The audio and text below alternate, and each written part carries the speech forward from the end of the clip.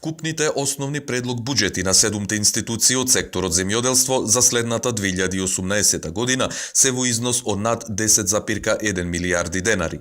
Ова на пресконференција го истакна министерот за земјоделство, шумарство и водостопанство Љупчо Николовски, кој посочи дека предлог буџетите на овие институции се планирани така да можат да обезбедат сервисирање на тековните потреби на секторот земјоделство пред се на земјоделците и агробизнисмените, а по принципот на домаќинско и рационално трошење.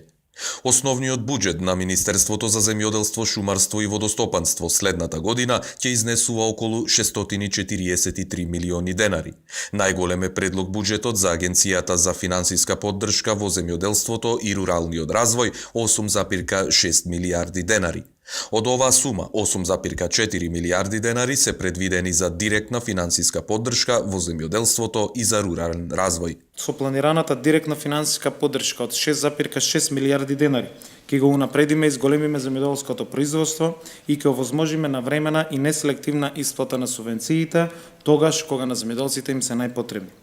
Преку програмата за рурален развој ќе инвестираме над 1,8 милијарди денари во создавање на производи со висока додадена вредност, модернизирање на агросекторот и развојот на руралните средини. Во споредба со ребалансот на буџетот за оваа година, за следната 2018 година е обезбеден 4 пати поголем буџет за програмата за проширена репродукција на шумите. За 50% е зголемена сумата за заштита на растенија, семе и саден материјал, додека за 60% е зголемена сумата во предлог буџетот на Агенцијата за храна и ветеринарство за програмите за ветеринарно-здравствена заштита и за безбедност на храна. Од друга страна, водејќи се од главните начала на владата, за половина милион евра ги намалуваме непродуктивните трошења, како што се расходите за патни дневни трошеци, затоа што нашата цел е јасна, парите ги враќаме назад кај граѓаните.